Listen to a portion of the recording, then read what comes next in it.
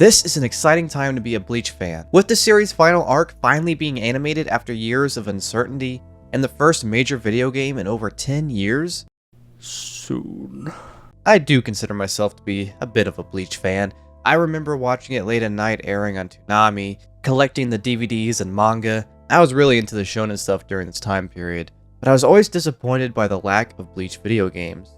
In the US, we only got 2 console games and a few portable ones, whereas series like Naruto had a plethora of video games available. Of course, Bleach did have more games come out in Japan, and now it's a lot easier to play those today than it was back then. So today, after capturing over 300 gigabytes of footage from over 20 games, we'll be looking at every Bleach game ever made as we prepare for its new release. Now, I will be putting my focus on console and portable console titles, not mobile games and joint titles. Although I will say this, I have been playing Brave Souls since day one, and it is an addiction that I should probably see someone about, but that's not what we're here for today. Now, if I got the order right, this is the first Bleach video game, Bleach Heat the Soul for the PSP. I adore these games, and am jealous we did not get them in the States. I would have loved playing these back in the day. The PSP DS era was when I was really getting into anime myself, and I'm super nostalgic for this time. And these games would have been right up my alley. Now, the Heat the Soul games are kind of odd in how they are structured. And to just make things easier, I think it's best if we just go through these in order. The first released in March of 2005. Look at that, even as the first series OP by Orange Range. This is a very, very small game. It has multiple different battle modes from simple CPU battles to survival mode. Really, there's not too much of this with such a small roster. And there is a sort of story mode. Let me just take a moment here to say that this menu music in the game slaps. It just has that Bleach vibe.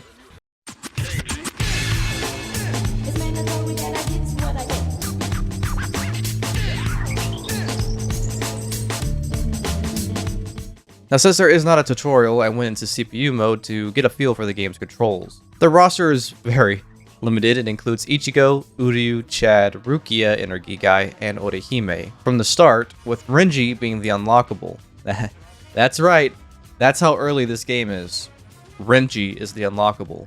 The controls are pretty simple. You got your light and heavy attacks, 2 specials, charge up your spiritual pressure. That's about it. It's a very simple game. The graphics look really damn good though. And sure, we're looking at this with an upscale through emulation, but even on the original hardware, it still looks really good. Enough to make a Bleach fan in 2005 happy at least. So let's check out the story mode. In story mode, you pick one of the playable characters, enjoy some fully voice-acted visual novel-esque cutscenes, and fight characters in a somewhat narrative-accurate fashion. As Ichigo, you start off training with Rukia and her Gigai. Then we're fighting Chad, who already has his hollow arm, I guess. This would be the Parakeet arc, I assume. Then Orihime, and then Uryu. Uryu was the first opponent to hurt me in this game, where I realized that while this game uses a 2-round system, your health carries over. Meaning that even though I won this round, I didn't get any health back. After Uryu, Renji pops up, I guess speedrunning us through the end of the first arc. Renji got me the first time, I'll give him that, but I wasn't so generous the second time. Renji, like Uryu, has some moves with range, which can be pretty irksome. Afterwards, Byakuya freaking kills you and the game ends. With number 1 playing. During which Kisuke gives us a little teaser for the upcoming arc. I mean, yeah, this is about what you would expect from a game based exclusively on the first arc and for the PSP. Sure, they could have put, I don't know, Tatsuki in it or something, maybe some hollow fights. I don't know. It took less than 10 minutes to beat the story. Let's try out Rukia's. Rukia Kuchiki. Kuchiki? The fuck did he just say? Since Rukia is in her Gigai, she uses more Kido-based attacks. Her story, on the other hand, isn't very different. Except we don't fight Uryu, I guess. Well, if she could have did that in the show, there would have been less problems, wouldn't there? Oh, and now we're fighting Ichigo again. Alright. I went ahead and played the other story modes to get a feel for the other characters as well. I didn't care for Uryu too much. His bow is kind of OP, but everything else sucks. I found Orihime pretty fun in juggling enemies. And Chad is a tank. That's really all there is to the first Heat the Soul. Even with all its play modes, it still feels pretty bare bones. If anything, it feels like an elaborate demo for what the franchise is going to turn into. So let's go ahead and move on to the sequel. Heat the Soul 2 released just a few months after the first game, this time covering the Soul Society invasion arc. The game has its own opening this time, although it is performed by Overworld, who did the anime opening of the same arc. The game modes are near identical to the first, but now we have an Urahara shop for collectibles. And much like the previous, our story mode is broken down by the character. Now we have Ichigo, Renji, Byakuya, Kisuke, Gin, and Toshiro. Ichigo's story picks up right where the previous game left off, training with Kisuke to unlock Ichigo's true internal powers, Zangetsu, which is just a reskin from his previous model. The story structure is the same visual novel format, and the graphics are virtually the same as well. Nothing super noticeable. We do have new maps and characters obviously to fit the current arc. It does seem pretty on par with the canon, fighting Gin and then Toshiro. Well, Ikkaku doesn't seem to be in the game, so I guess? And then you fight Renji, alright. And we're at the end. Huh. And it doesn't even look like Kenpachi made it to the roster in this one. I feel like if anyone else should have been added, it should have been Kenny. You know, this somehow managed to feel shorter than the first game. Let's try out Byakuya. And we're fighting Chad? Byakuya is interesting because we're just going around killing all of Ichigo's friends. Could you imagine if that's how it happened in the show? Byakuya just killed the gang in front of the Serete gates. Heat to Soul 2 is pretty interesting because part of it feels like an expansion pack. That's kind of a nice thing about this series is that you don't really lose a lot with each installment. They just kind of carry on. Here the game is virtually identical to the previous, but we get new characters and we don't lose any of the previous ones. The downside is that this game only adds 5 characters, one of them being the secret unlockable Yoruichi. I guess it's technically better than the first because you have more content, but it's still minimal. Heat to Soul 3 took a little bit more time to come out, releasing summer of 2006, but it's certainly worth the wait. As Heat to Soul 2 had 12 characters, 3 has a whopping 34. That includes costumes and Bankai. As usual, all the previous characters return as well as new ones. New to the roster are a bunch of Soul Reaper characters appropriate to this arc, as well as Ukiura being the special unlockable. There are also several characters that are support only. There's 2 new modes, Soul Road and Karakura Heroes, that we'll look at in a bit. The game also introduces team battles with a new partner system, mostly just giving you an extra boost in battle. But you know, these are changes that make for a good sequel. This is the first Heat to Soul that really feels like a full package, a full game worth full price. The entire story mode has been revamped this time, no longer having to pick characters, but rather a more linear and traditional structure. Starting back off with Ichigo and Renji's first fight, now using more anime stills in the cutscene. There's also detailed character interactions at the start of the fight, and the character models also look a bit clearer. The UI also looks much better. This is a significant step up. The combos are the same though. Oh, we got anime clips now! They also implemented in special conditions required for winning, such as the battle with Renji where you can only win by placing yourself in this last resort state when near death. There are also secret conditions that you will have to use to unlock other story missions. Resetting the story was a great idea, now allowing us to play these iconic scenes that were skipped over in the previous titles. Hey, remember the whole "you can't cut me" thing with Kenpachi? They took that pretty literal in this game too. This is the first boss so far that's actually made me have to try. Not to mention I also had to get the special condition as well. Otherwise you could just spam Getsugas at him, but it's not as fun that way. And here's our first Bankai gameplay. It's broken as hell. The story mode ends with Ichigo fighting against Aizen, wrapping up the Soul Society saga. After this is the Karakura Heroes, which is a pretty funny side story in the spirit of Don Kanoji filler episodes. Don Kanoji is leading Byakuya and Toshiro through some shenanigans and even has some anime cutscenes thrown in. Now Soul Road is a mode where you go through a map, completing special fights to unlock rewards. Like I said, this is the first game to really feel like a full package in the series. Quadruple the content. Really, you could just start with this one if you wanted to, in all fairness. Heat to Soul 3, really good game. Now Heat to Soul 4 also took a whole year to release after its predecessor, now with 51 characters. Sweet Jesus. This time covering the opening of the Arrancar saga to Hueco Mundo. As always, the same previous characters are in this game as well as some new ones. Mostly Vizards and some of the earlier Arrancar. Now this has less game modes on it than the other ones, not that that really bothers me, but it does have a new mode, Character Master, in which you can earn points and level up your characters. The game story mode picks up where the previous left off, and there's a kind of a decline in quality in these cutscenes for sure. Really? Huh. Well, at least the game itself looks a lot better actually. The textures seem even cleaner in this game. The UI has been changed up, and they even added rankings to your battles. Given the arc that this game covers is pretty slim, they did fill it in nicely with some side stuff like Renji and Ikkaku's training, and so on. The story ends with Orihime being taken to Hueco Mundo, which I guess ends in a fight with Ichigo and Ukiura. There are some cool additions to the combat, like this thing, but overall it doesn't feel vastly different from the previous. Feels like it plays a lot smoother though.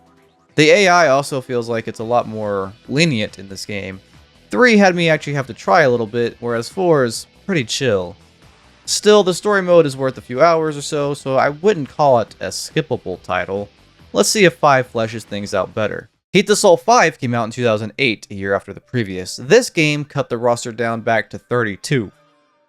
Okay, but apparently you can move characters over from conversion from playing the previous game data. I'm not too fond of that, really. The roster so far has been the highlight for all of these games' progression through installments. Well, something new that this game did introduce was the tag team system. Now your partners have more value in being able to swap them in and out during battle. Yep, that certainly is a smaller roster though. What's new, of course, are the now relevant versions of the characters from this arc, as well as new Arrancar such as Zaraborograns and so forth. And 2 characters from the first 2 Bleach movies, including Senna. Pretty damn cool to see a movie character thrown in here. The story mode has been simplified now with level select and none of those awkward requirements for certain levels. The story picks up actually reworking where the previous ended to be a little bit more lore accurate. One major notable change is that instead of the round system, the game now just gives you 2 layers of 1 health bar for each match. The story covers the early Hueco Mundo stuff, fighting the lesser Arrancars, eventually ending in the final fight between Grimjow and Ichigo. Damn, that is a humpback. Outside of that, nothing really noteworthy about this game, really. I can't say the same for Heat the Soul 6, though. And this game brought intros back. Also, Japan Studio was involved with this one. They'll be responsible for Soul Resurreccion later on, which is pretty evident in the intro for this game for those who've already played Soul Resurreccion. The intro is also from the film Fade to Black, which will have some characters included in this game. For what it's worth, I like the menu in this one. The roster does have a couple additions. More Espada, more Vizards, Uryu's dad, flashback characters like Kisuke in his captain outfit, and my boy. The story mode in this game goes back to the beginning, now with an arc selection. Yeah, this might be my favorite story mode so far out of all these games. Most of these missions are recycled from the older games, but it does offer over 60 stages. Wow. After replaying the previous stories, they included the past arc, the first 3 films, and this training session with Ryuken and Uryu.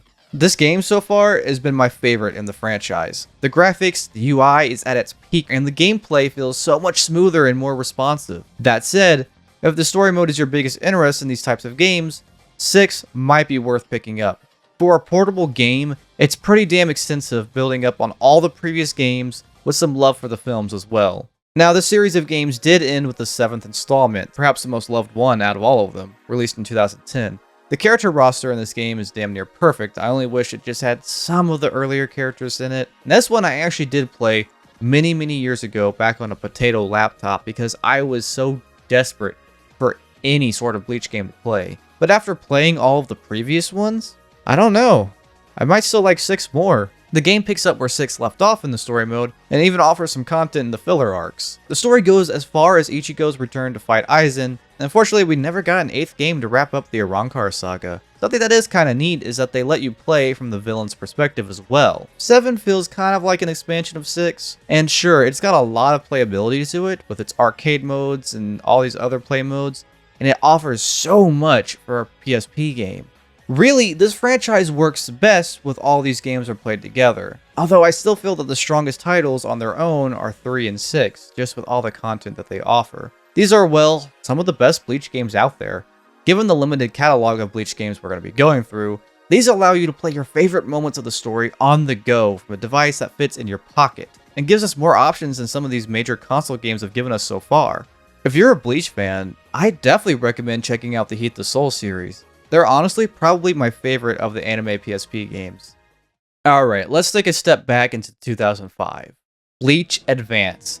Kurenai ni Somaru Soul Society for the Game Boy Advance. Oh boy. I always used to believe that this was the first Bleach game ever made, and you would think so looking at it, but it's actually not. It came out a few months after the first Heat the Soul.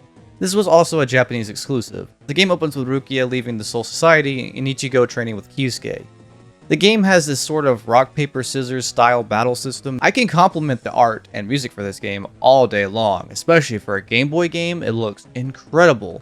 I mean, sure, kinda looks blurry as hell on a 2K monitor, but seeing it on the OG screen must have looked nice. It feels kind of ambitious and incredibly limited at the same time. The story is also pretty extensive for a Game Boy game, covering pretty much the entire invasion arc, up to Ichigo and Byakuya's fight on the bridge. Not only that, but you can play as other characters' stories too.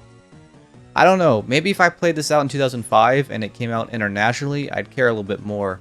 It feels like a visual novel with extra steps. I definitely would say I got more entertainment out of games like Ninja Council or Legacy of Goku. This one's just okay. Now there was another game in 2005. The very first console Bleach game, which is also technically a standalone. This is Bleach Erabareshi Tamashii. The game opens using the second OP from the anime by Overworld and its own constructed animation sequence, which goes pretty hard. I mean, look at that. Kisuke and Yoruichi against Byakuya? Damn. That ought to surmise how this game, doesn't really follow the show or manga's story. After some pretty fun opening cutscenes and character introductions, we're thrown into the menu. Not a lot of game modes outside the story here, so let's just pop right into it. We have 5 characters to choose at the start: Ichigo, Chad, Uryu, Rukia, and Orihime. After picking your lead, you then pick a partner to go along with you.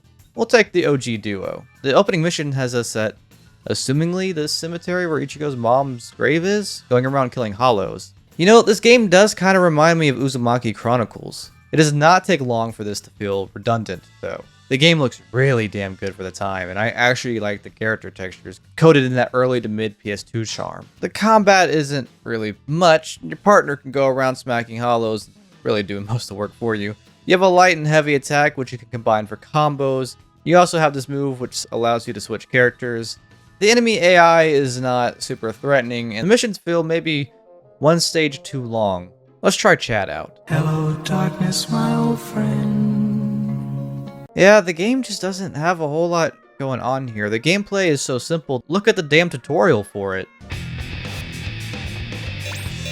A lot of unlockables for this game, including more characters. More than I expected, to be honest. Kisuke, Yoruichi, Izuru, Gin, Ragiku, Toshiro, Byakuya, Renji. Characters actually have their own trust meters, and friendlier they are with you, the better they work as a team. And the boss fights have these neat little intros that definitely scream Bleach at you. They are so stylized.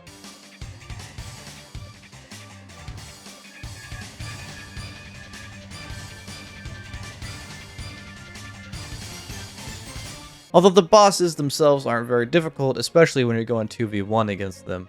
Mostly they just have a large health bar that takes you a while to whittle down. As you play through the game, however, you will run across different types of hollows, some of which can actually be rather tedious to fight against. Camera also isn't exactly your friend here. It's certainly no DMC. While the game doesn't really have a narrative, you will find yourself in some familiar sights from the series. Most of the early games in Karakura Town, you'll find yourself eventually in the Soul Society. Still using Day 1 Ichigo. Now the quote-unquote story mode does actually have 31 missions, giving you many hours of gameplay.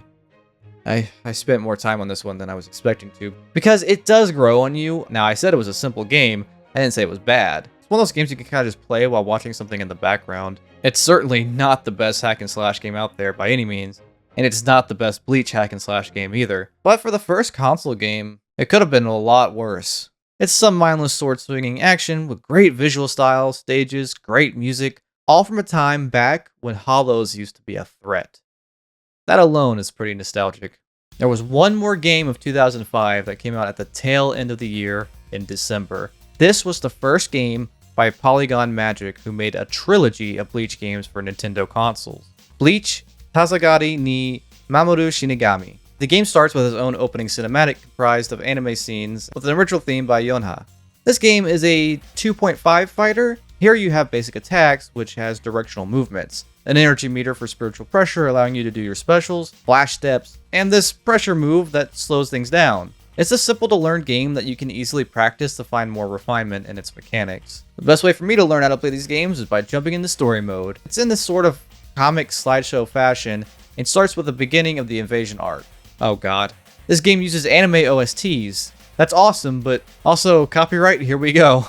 I really enjoy the work put into this, even if it's not fully animated cutscenes. The chosen art pieces are much nicer than this. What is that picture of Ikaku? There's something very familiar about the art style of this game. I just can't put my finger on it.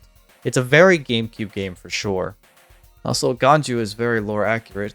Slow as hell to play, which is a major disadvantage. Well, at least he has some gadgets we can use. Actually, I think this is the first time we got to play Ganju in a game so far.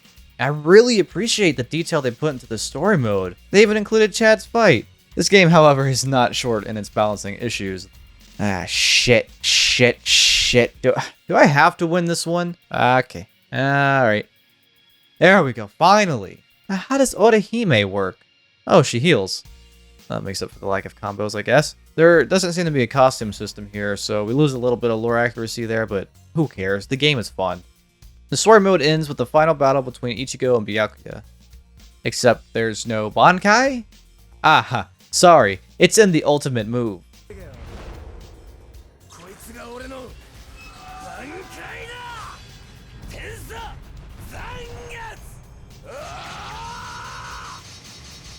After the first scenario, you unlock a second one, this time from Renji's perspective.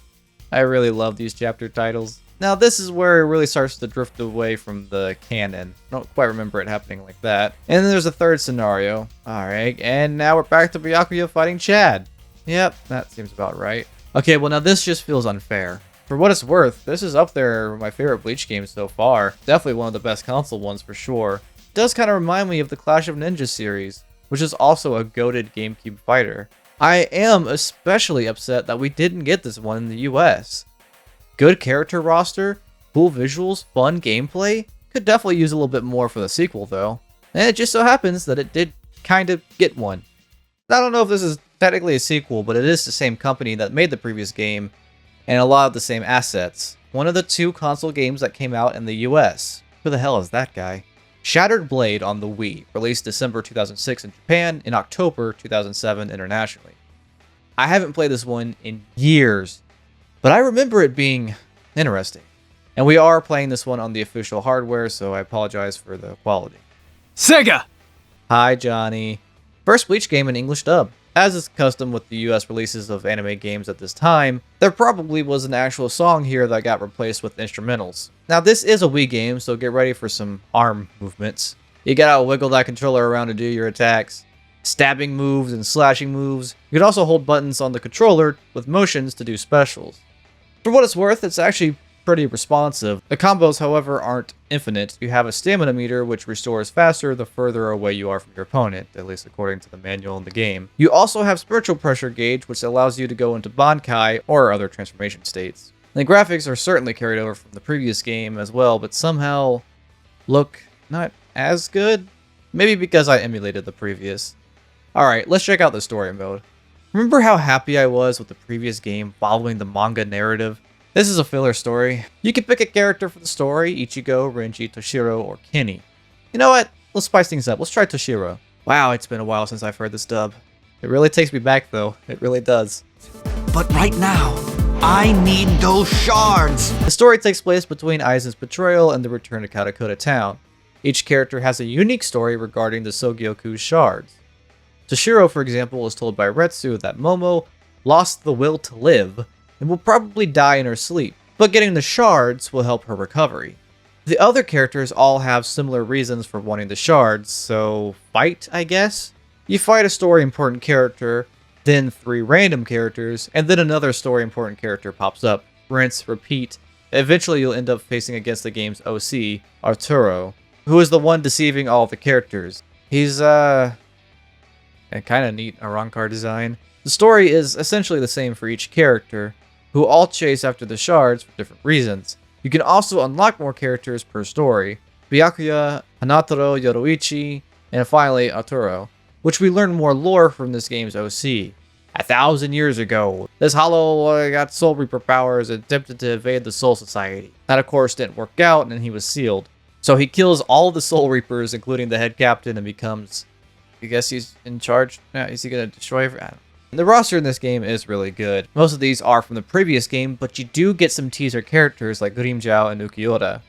I actually had more fun with this game this time playing it than I did before. It got a lot of bad reviews from general audiences, but pretty solid ones from fans. Can't say I exactly disagree. It's nothing special on its own, and it's definitely not the best Wii fighting game out there by any means. But for a Bleach fan, especially us very, very hungry, starving ones in the US, to be honest, I was ready to rip into this game with not so favorable reviews, but I can't lie, I had fun playing it. I don't know why, maybe because I was a little drunk when I was doing it, but I was having a good time. I would have preferred if we could plug in the GameCube controller to play it, but because of its reliance on the Wii controls, There was one last game for Nintendo consoles. This one only came out in Japan, like the first. Bleach versus Crusade. Now this game just straight up uses OP9 by Aqua Times. Alright, this game is completely different. What is this? Well, they certainly changed the game up this time. So, you can smack and track and shoot off blast, and you can also tag team with partners. This game seems really interesting, and I wish I understood it better.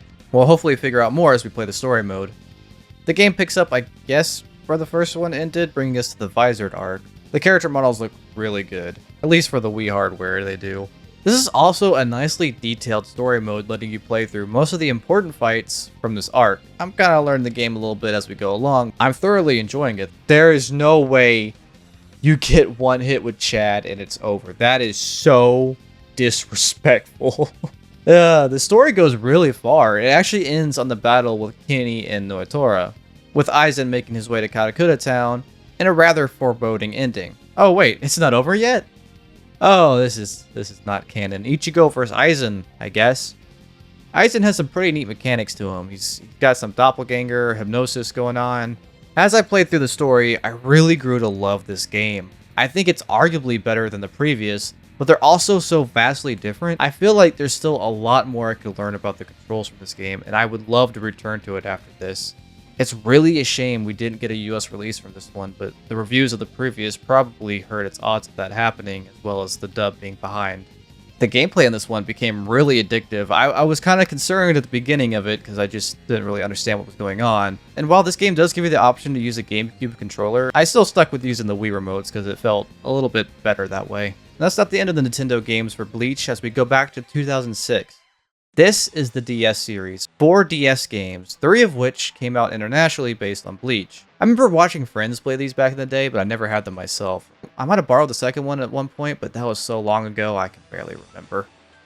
This game did come out in the US, but it has been met with criticism on its localization, mainly for the fact that they cut out voice acting. Now there are voices in the game, but not for the cutscenes. Oh look, Ichirin no Hana, underappreciated opening. The game itself is a 2D fighter, refreshing after the Game Boy title. You have a traditional assortment of moves, flash step, light, medium, and heavy attacks, and you have to do certain combos in order to do special moves. Or you could just tap on them with the touchscreen on the DS, as well as these boost items. This game, of course, covers the Soul Society arc. Here we go again. As you play through the story, you'll find out that later bosses have specific conditions for beating them, otherwise you just get sent back to earlier in the story. Also, the story mode is pretty much fixated on Ichigo's perspective for the entire thing, resulting in fighting Momo for some reason, and get ready to fight Renji a lot. They really just said give Ichigo every important fight from this arc. That includes Head Captain Yamamoto? You're telling me Ichigo, before even using Bankai, fights the head of the damn hierarchy before fighting Byakuya?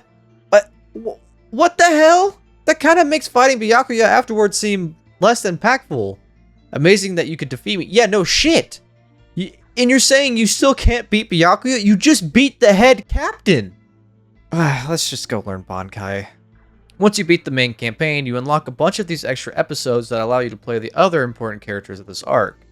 There's also a bunch of other arcade and fighting modes available post-game. Well, it's not Heat the Soul, but this is definitely better than what I was expecting from the DS. I've heard praise for these games, and frankly, it's got a lot more going on for it than I expected.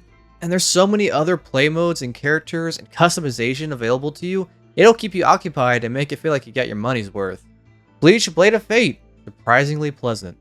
The game was followed by a sequel in 2007, Bleach Dark Souls. This game was actually labeled the best fighting DS game for 2008 by IGN. Oh, alright, let's see what the hype's all about. Another high and mighty color opening? Let's go, alright, yeah. Yep, this game both feels and looks better than the previous. The UI is so much better, the sprites look more vibrant, and the overall combat just feels so much more fluid. That's how you make a good sequel, folks. I'm sure it doesn't look very different when you're just watching it, but it certainly feels better when actually playing it. And just like the second of the Nintendo console games, this is a filler story between Aizen's betrayal and the Arrancar saga. How nice of them to actually give us a level map here for the main story. Oh look, they put Ikaku in this one. And they even got little mini games. The story itself isn't super investing. Mod Souls are pissed that they aren't seen as worth living, and Head Captain has learned a lesson in tolerance at the end. Afterwards, Ichigo leaves the Soul Society, returning home. We get a little teaser of the next arc, hopefully covered in the next game. While the story itself isn't super great, I definitely prefer the structure in this game a lot more. The level select map is so much better. Another nice addition was the different enemy types. Instead of just basic battles, you can also face off against Hollows and Soul Reapers. And the roster.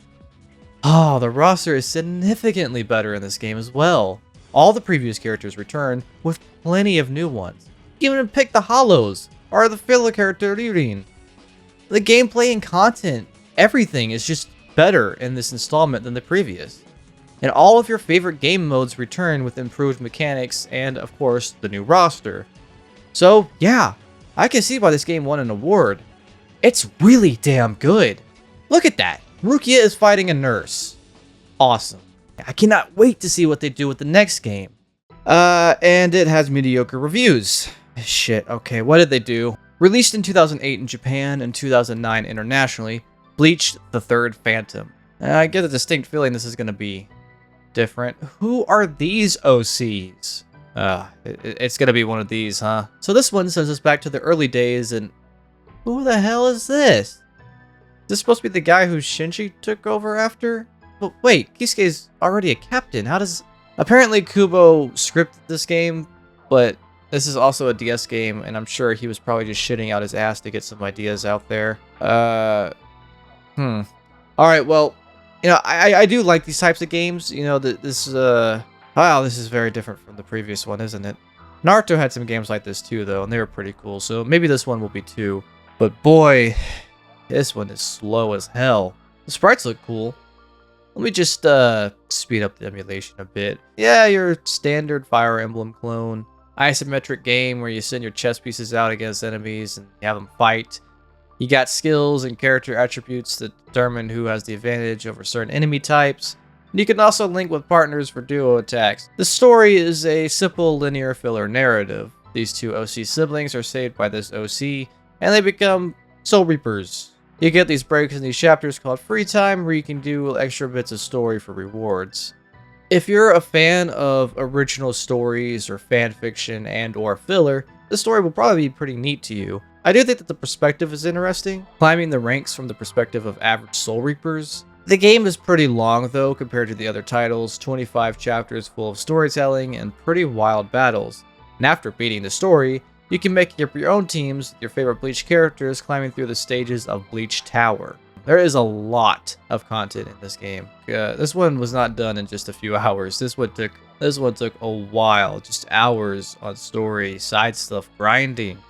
It is a nice change of pace though from all the previous fighting games, and something you can get away with on the DS. I think Third Phantom is ambitious for what it is, though it's just not really my cup of tea. This game does have a pretty big fan base for it, and understandably so, but it doesn't do too much else for me. The last DS Bleach game came out only in Japan. This one dropped in 2009, Bleach Flamebringer. Let's see if it followed the footsteps of the predecessor. Wait, why is there an animated opening and then the music plays on the menu? I ain't complaining though, because it's Shoujo S by Scandal.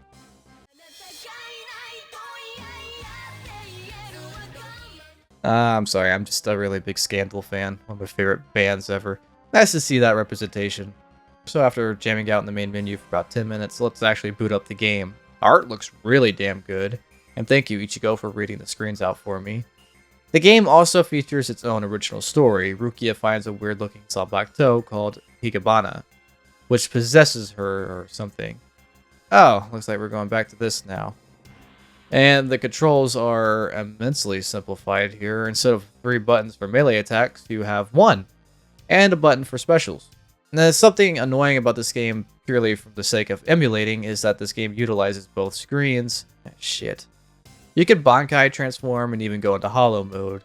The game itself is a simple side-scroller. You go from left to right, fight all the enemies, and occasionally you'll fight a boss. It's one of those games that's so simple, it's kind of comforting.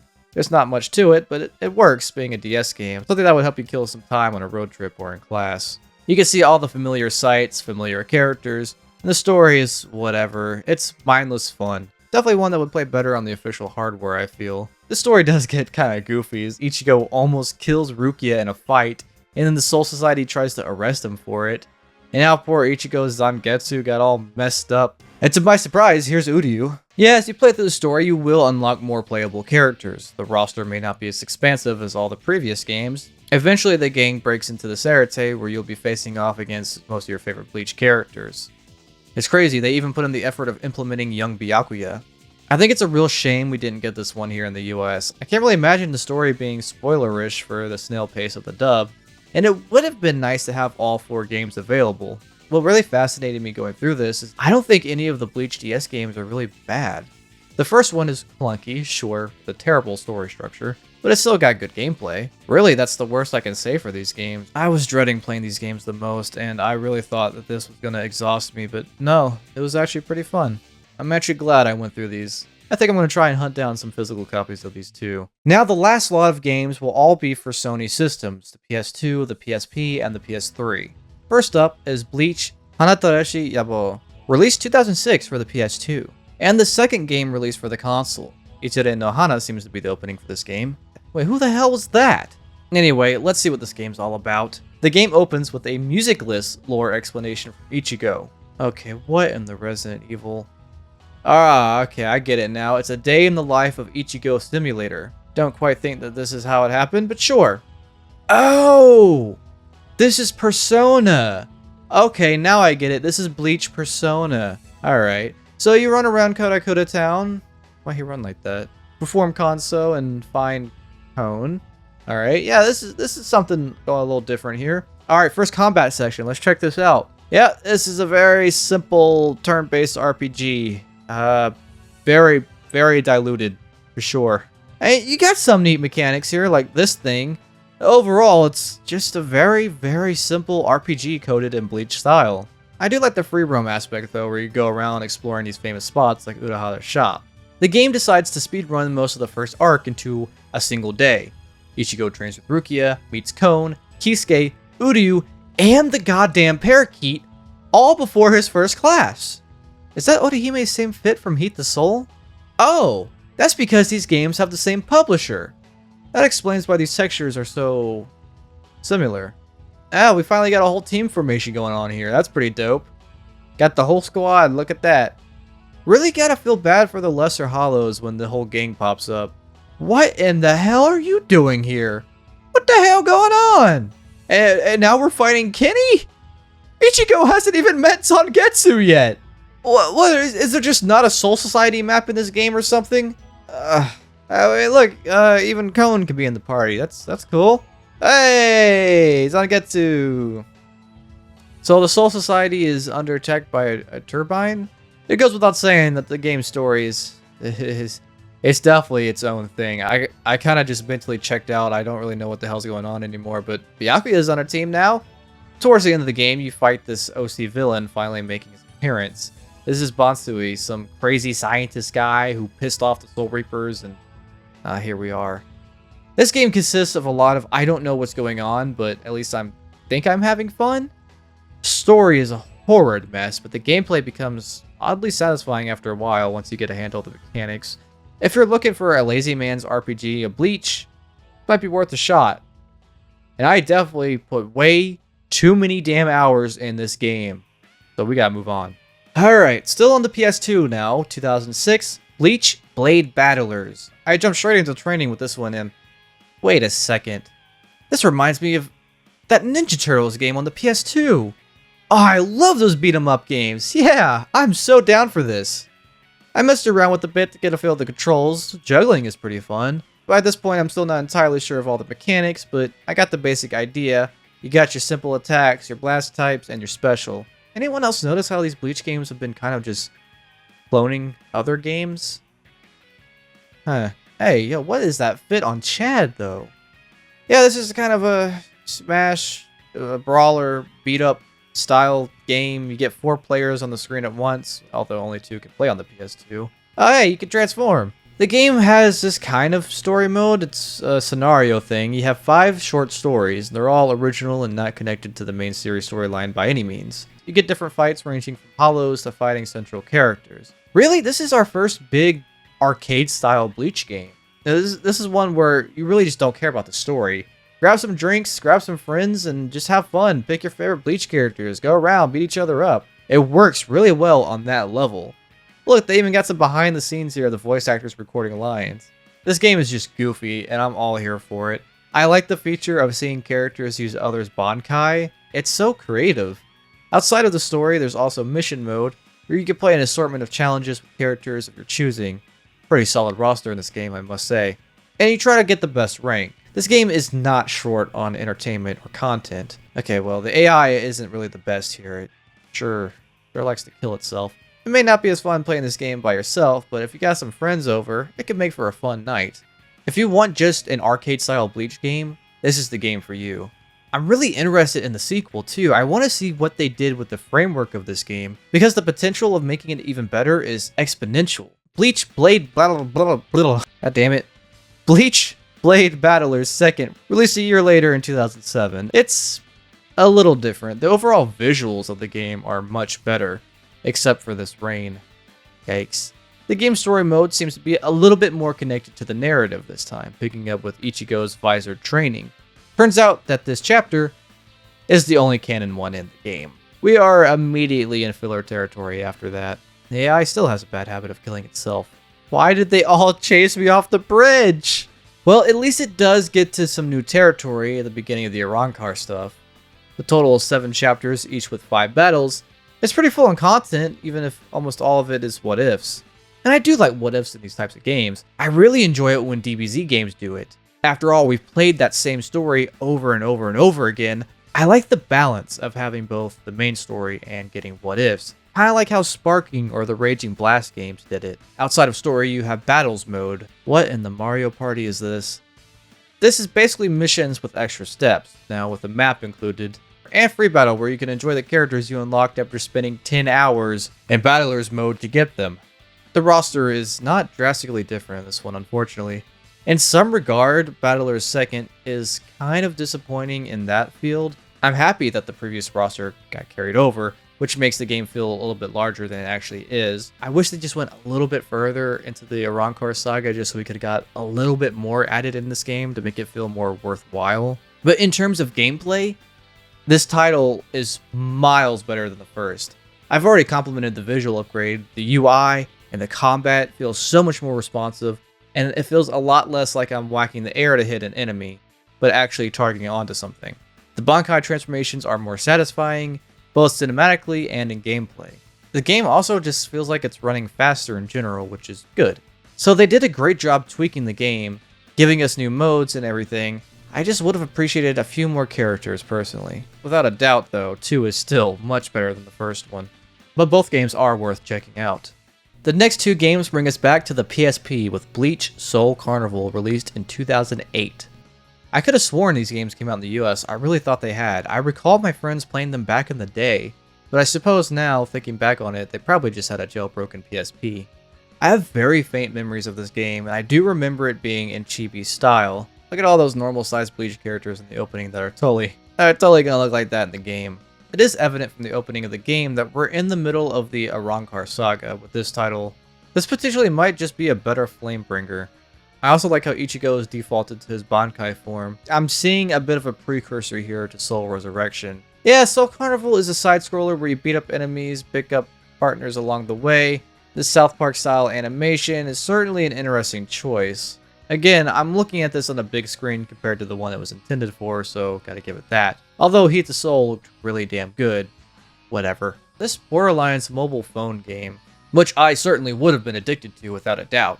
You get this little menu exploration in Ichigo's room with all your little bonuses. There's only 14 stages, as well as some additional ones that you have going across Katakura, Soul Society, and Hueco Mundo.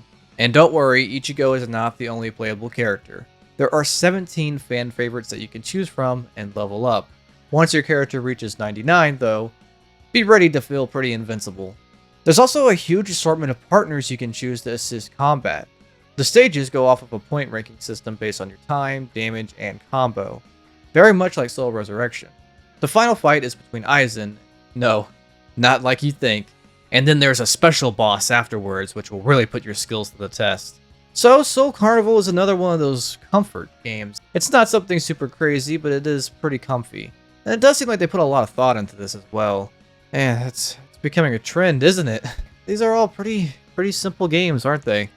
It's fun and can be rather addictive, and it is a portable game, making it something I definitely would have been playing behind my textbook in class if we had it. Anyway, here's this.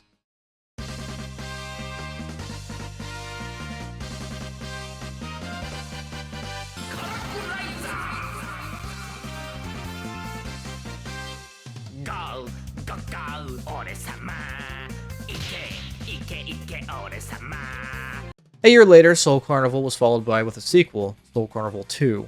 And immediately, this game seems to have more of a story mode, throwing us all the way back to Ichigo getting his powers. Wow, okay.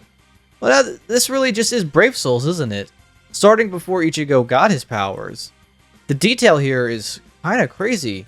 Look, there's the first ghost right there. The game utilizes stills and clips from the anime, interestingly, in the visual novel format. I mean, damn, they really went in for it, huh? I would say, yeah, we know the story by now, but really, out of all of the games we played up to this point, this is the first to really actually cover this part of the story without just being a simple flashback.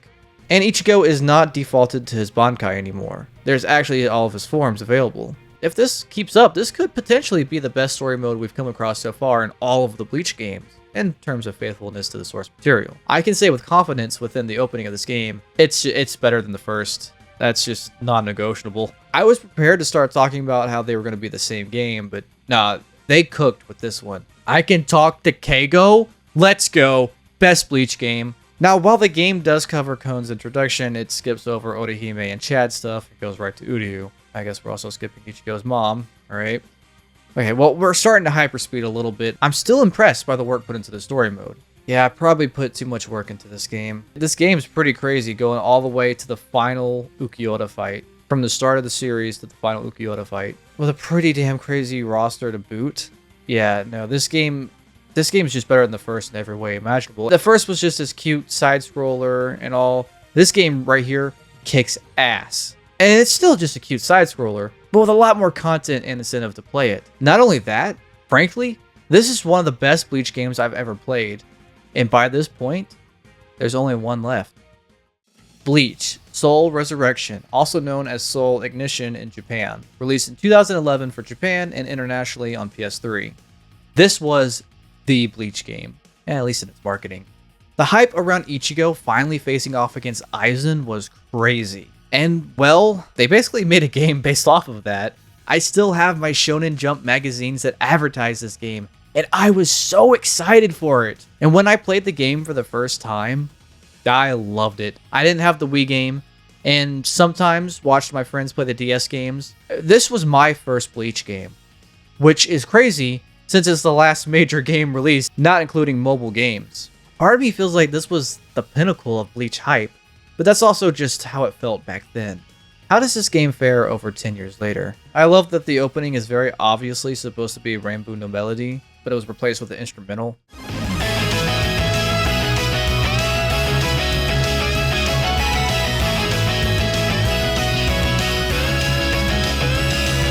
Worth noting that this is the first Bleach game to have both dub and Japanese options available. The game offers a story mode as well as additional missions that we'll break down in a bit, all for the game's emphasis on leveling up your characters. It's best to start with the first story mission, as it's really all you can do at this point. The story opens with Ichigo and the gang's arrival at Hueco Mundo, defaulted in Bankai form. The core of the game is your combo meter. You want to hit every item in this game to keep that thing up. Doing so will award you the most soul points that affect both your final score and leveling up your character. The game is a straightforward hack and slash. You, well, hack and slash mobs of enemies, using items in the environment to keep your combo up as high as you can get it. You have basic attacks, as well as specials unique to specific characters, all of which change your strategy for tackling missions. The big gimmick of this game is the Soul Ignition, hence the Japanese title. This gauge here allows you to go into your super state, in which you can unleash your character's ultimate move, as well as boosting your standard moves. You start the game with characters like this, having little to nothing. The more you play the game, the more you unlock characters, and all of the leveling up is connected by this board. So yeah, if you want completion, you gotta grind. And that's essentially the entire game. Grind. But at least it's fun. Missions are where you'll spend most of your time. Here, you can replay these missions with each character to get more soul points and level them up. Missions like number 7, you'll be playing quite a bit because it's a good farm. Ideally, you want to clear the story first, and don't worry too much about rankings yet because you can retry later on with more upgrades. There are only 14 main story missions, start of Hueco Mundo, all the way to the final Aizen fight, meaning that yes, there is quite a bit of cut content, like Salaporo Grands, just not present at all. They definitely cut a lot of corners with the story so that you could enjoy the most important fights. Now, when it comes to leveling up, you're encouraged to play missions with each character at least once. You have to level characters up in a certain order to reach maximum. For example, Ichigo here can't level up anymore until I spend some time getting Soifone up to level 6. Grind aside, I adored this game, and I still find it fun today. You can really waste your life away trying to get completion on this, and it can be mad addicting to play. However, if you're only interested in the story, that'll take you probably an hour to beat, if even. The game's roster is also pretty lacking. Sorry, Renji fans. Most characters of the series are resorted to just being there for leveling up and providing extra dialogue during combat. Something interesting though, the US version of this game advertises the third film, but in Japan, Hellverse was big, and we actually got 2 characters from that movie. Well, 1 and a reskin, and a map based on it. Which is, well, my introduction to that movie's content. It's crazy to think that this was the last major Bleach game released, and my first one. It's been over 10 years, and now we are finally getting a new Bleach game that looks to be potentially the most detailed one we've ever seen. I'm definitely looking forward to it, and possibly will be streaming it. I think the most interesting thing I've learned on this journey was there really aren't any dog shit Bleach games, except for maybe the Game Boy one. But really, the worst I can say about these games is that they're okay.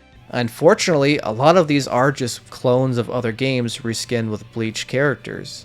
If you can get over that fact, there's some fun to be had. There's so many different styles of games ranging from fighters to RPG. It's just really fascinating looking back on the series and all that it offers to a good variety of fans and gamers.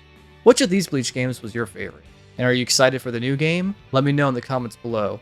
If you enjoyed this video, please leave a like, and if you haven't already, please subscribe, as it really helps the channel out a lot. Be sure to follow my socials to keep up with the channel. As always, thanks for watching, and I'll see you next time.